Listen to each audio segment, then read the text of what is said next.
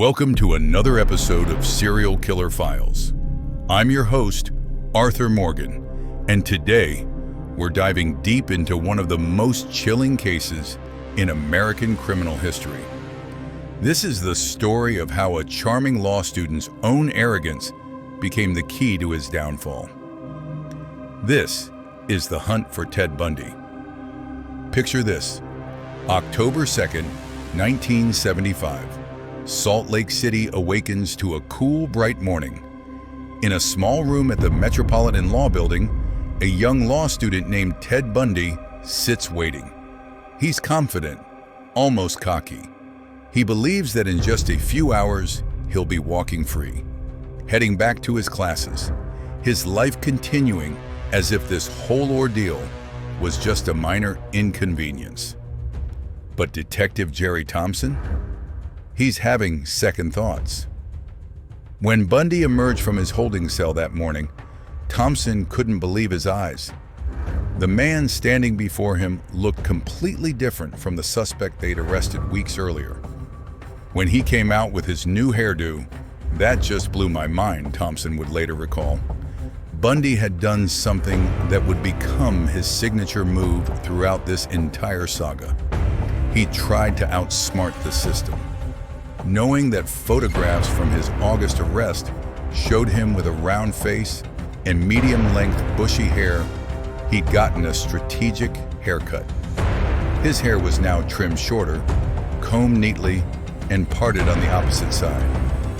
He looked markedly different, but here's where Bundy's calculating mind revealed itself in full force. He'd actually planned something even more elaborate. That morning, he'd selected two distinct sets of clothing, one to wear to the courthouse and another layer underneath. His plan was brilliant in its simplicity. Change out of the outer garments just before the lineup, ensuring he looked as different as possible from the other participants.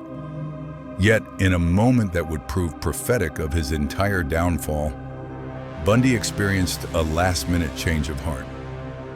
He left his second set of clothes at his attorney's office. Was it overconfidence? A moment of doubt? We'll never know. But this decision to abandon his backup plan would be just the first of many times his own ego would sabotage his carefully laid schemes. The lineup room buzzed with tension. 7 women sat in the audience, each positioned separately between police officers.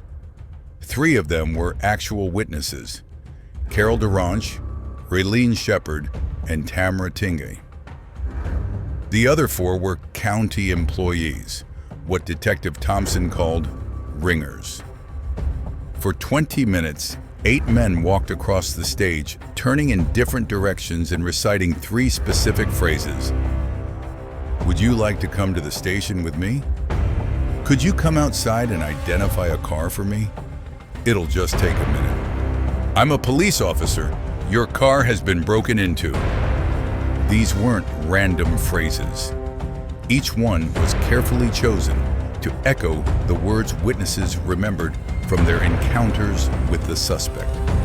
As Bundy spoke, his voice carried that same persuasive tone that had lured so many victims to their fate. When it was over, each woman wrote down the number of any man they recognized. Bundy was number 7. Back in the booking area, Bundy waited. As time dragged on, his confidence began to waver. Finally, his attorney entered with news that would shatter Bundy's world. "Well, Ted, this looks like the way it is. You've been identified." The words hit Bundy like a physical blow. He'd arrived that morning fully expecting to resume his classes later that day. Instead, Detective Thompson soon clarified that the charges against him were kidnapping and attempted murder. His bail was set at a staggering $100,000. After being officially processed, Ted Bundy found himself in a compact interview room facing Detective Ben Forbes. Here's what's crucial to understand. Bundy had every legal right to remain silent. He could have requested an attorney. Any experienced criminal would have kept their mouth shut. But Ted Bundy wasn't just any criminal. He was a man who believed he was smarter than everyone else in the room. Forbes began with what seemed like a softball question about the handcuffs found in Bundy's car. Bundy had 5 full days to prepare for this question. Instead, he spun a tale so ridiculous, it would have been laughable if the circumstances weren't so serious. He claimed he'd found the handcuffs at a garbage dump. His justification? After intervening in a bicycle theft in Seattle, he thought having handcuffs might be useful in similar future situations. Think about that logic for a moment. A law student, someone trained in legal reasoning, thought this explanation would satisfy a seasoned detective. When Forbes asked about the pantyhose mask, Bundy claimed he'd been influenced by a film about mountain climbers who used nylon liners beneath their ski masks for warmth. The rope and torn sheets? According to Bundy, they were for tying oars to his inflatable raft. With each answer, Bundy was digging himself deeper.